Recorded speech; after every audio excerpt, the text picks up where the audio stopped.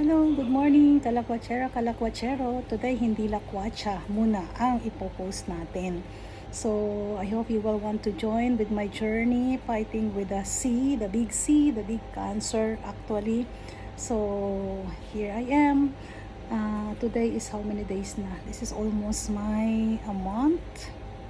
Yeah, almost a month that I know that I have the cancer again. Kasi gawa nga ng before I get the cancer 2007, so it's almost 20 years and now it's back, so I need to fight again. So kaya I hope isasama ko kayo sa journey ko. Naisip ko lang today, so baka sakaling may makapulot ng aral kung how to fight with it. So kung makaka-fight pa ako, because 2007 I fight for it, and actually until now, so it's almost 20 years. So, ngayon, during that time, nung nag-fight ako noon, actually, talaga, I cut off. Kasi nung bata pa ako, I always really like taba. Mga fat ng baboy, ganun. Super duper, not healthy. So, pero sabi ko kasi always kaka-sweet, mahilig ako. But sabi ko kasi, I know, pag tanda ko, even na kainin ko siya ngayon o hindi, nung during bata pa ako, so now I'm 53. So sabi ko, kahit kainin ko siya o hindi, alam ko naman na magiging bawal. So at least na-enjoy ko na, diba? Kaya nung nagka-cancer ako, I was 33, 2007. Hindi ko siya na-miss na gano'n yung mga sweet. Talagang kung ano yung nabasa ko. I fight really my cancer. I got 8 chemotherapy. And I got 40 radiation. Kasi daw yung cancer more active siya, mas mabilis ang pagkalat niya kung bata ka. So, talaga during that time, talagang as in, hindi ako kumakain ng gulay. I don't eat really strawberry. Marami ako hindi kinakain. Pero that time talaga, especially yung after ng chemo ko, na talagang, siyempre yung unang first 3 days mo, nanlalambot ka.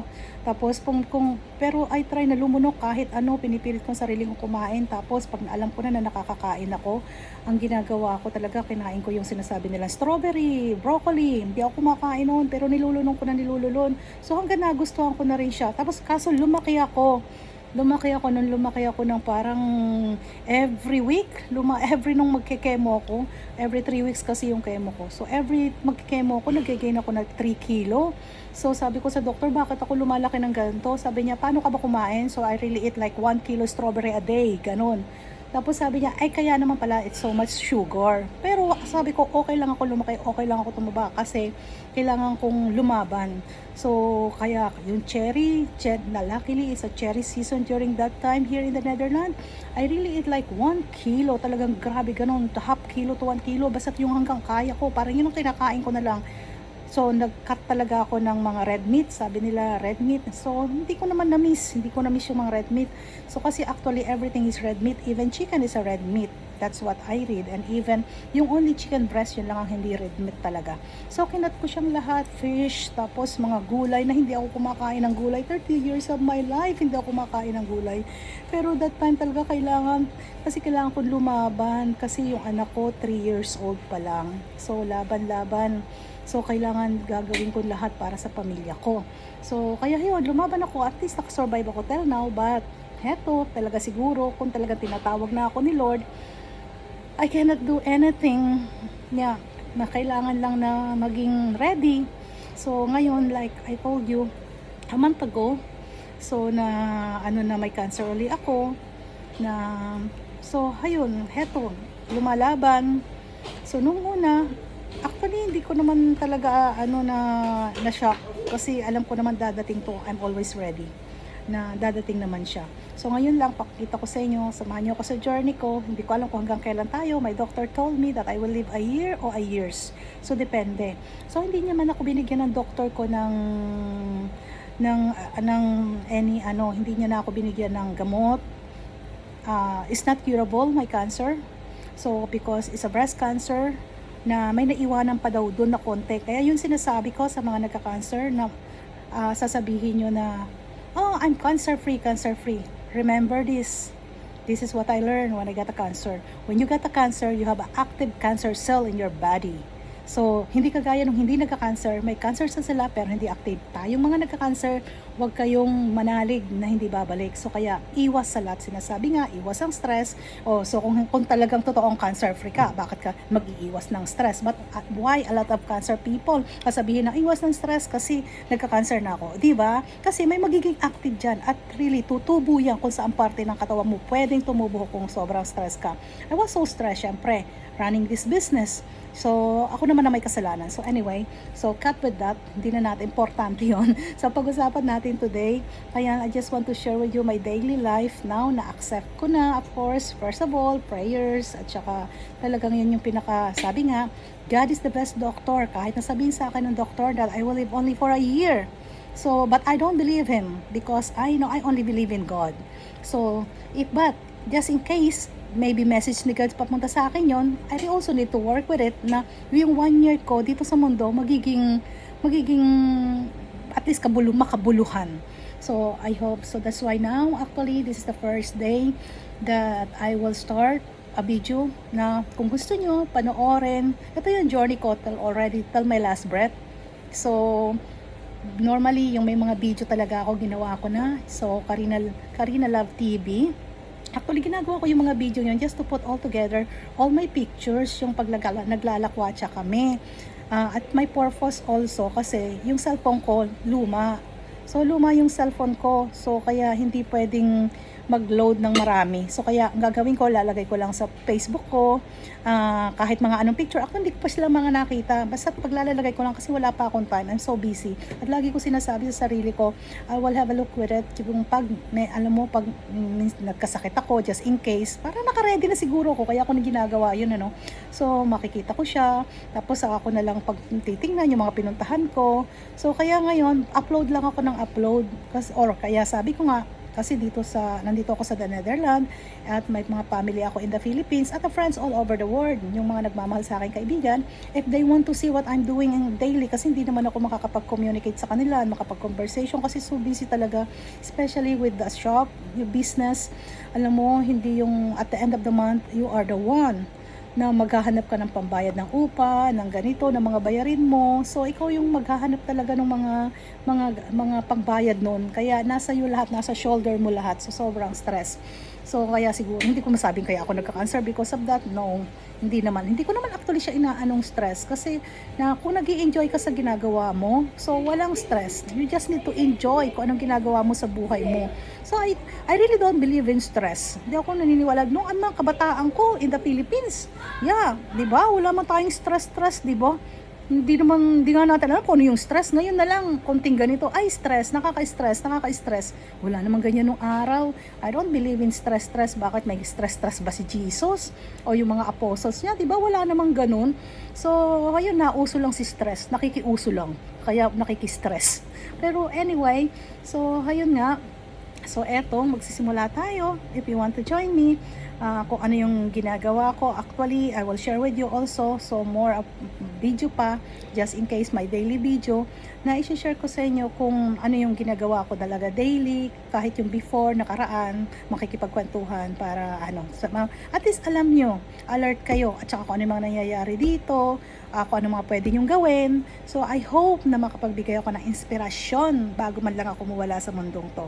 Actually, so, ayan. So, ito muna ako video natin for today. Yesterday pala, nakita nyo sa picture ko kasi sa Facebook, daming pagkain. Do always actually want picture ng pagkain. Kasi minsan, syempre, kagaya sabi ko sa inyo, business, minsan yung decoration ng pagkain. Kaya ako siya kinukunan. At actually, hindi ko naman talaga siya, yung cellphone ko nga, local, iPhone 8. Kaya, kailangan i-upload ko lahat para matanggal ko, makakapag-picture uli ako.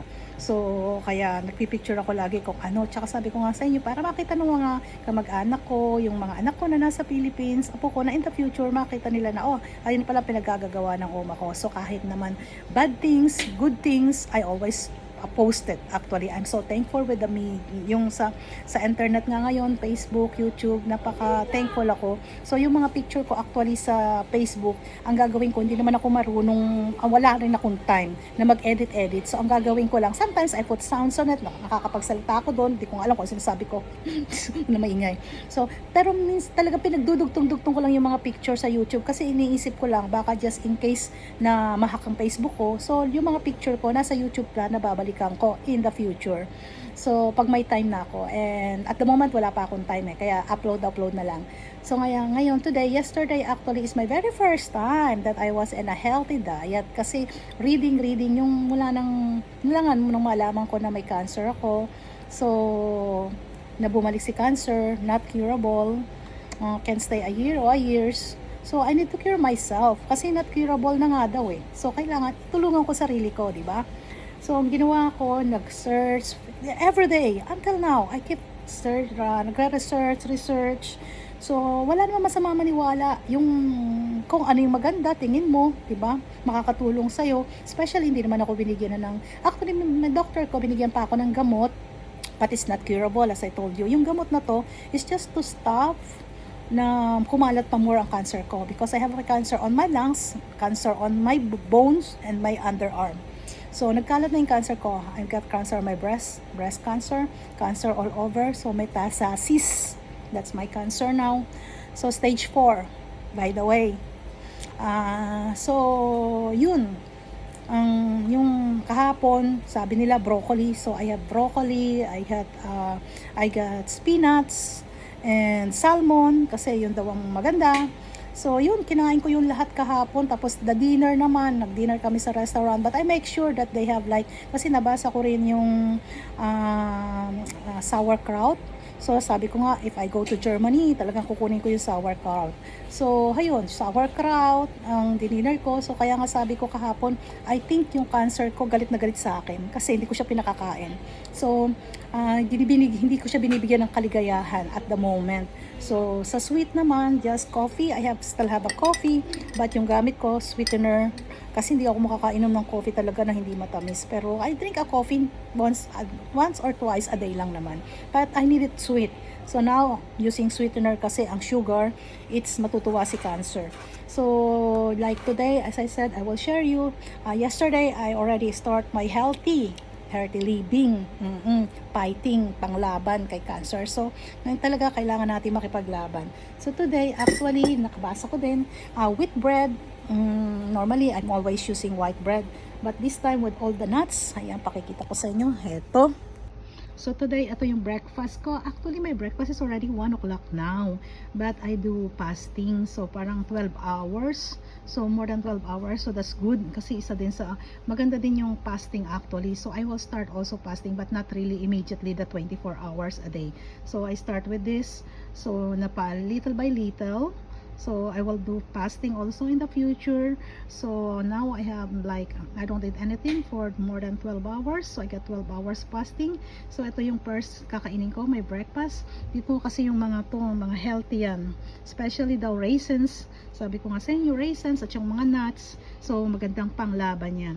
And syempre kasi kahit paano gusto ko naman siya makain na may so may butter pa rin ako. But it's a vegan butter naman ang gagamitin ko. At not much para lang magkalasa naman, enjoy naman ako sa tinapay ko. So actually, I'm not, hindi talaga ako breakfast people, wala akong breakfast, diretsong lunch na ako, coffee lang ako, pero kayong kailangan sanayin may konting breakfast, kunyari, di ba? So, but actually here with all my vitamins, nakita mo, buti nila nakabili ako nito bago ako magka-cancer.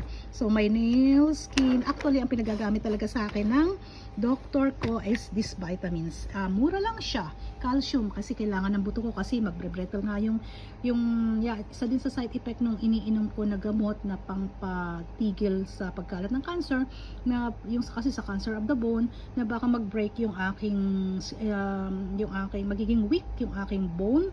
So kaya kailangan ko talaga ng calcium. This is calcium with vitamin B already. So ayan, normally I'm drinking also before from Corona. I'm drinking ang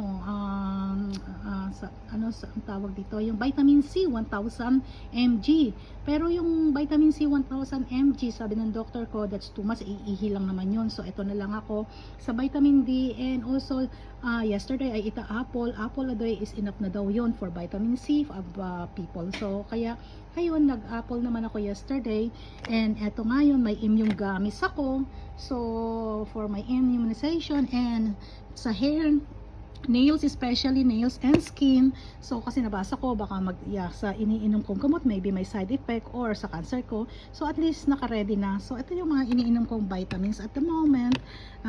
Yung vitamin C ko, pag hindi na lang ako nakakakain ng vitamin, I know I don't have enough vitamin a day, so I just eat na lang sa vitamin C ko na 1000 mg. Pero it's too much, but it's okay lang yun kasi doon ako actually lumaban sa corona ko. Nag-vitamins ako everyday mula corona hanggang ngayon, nag-vitamin ako. I just stop actually, sabi kasi ng doktor, hindi naman kailangan. Sa dami naman ng iniinom ko ngayong vitamins na, so maybe I don't need it anymore. So ito yung breakfast ko that I want to share with you guys. So ayan po. So eto. So later, actually yung lunch ko, ang lunch ko later ay may ginataang chicken with a lot of malunggay. O, diba? Healthy rin. Malunggay lang ang kukunin ko, hindi na yung chicken. At saka brown rice. Red rice na rin pala yung kinakain ko. So, that's my lunch later. So, ayan. Breakfast muna tayo.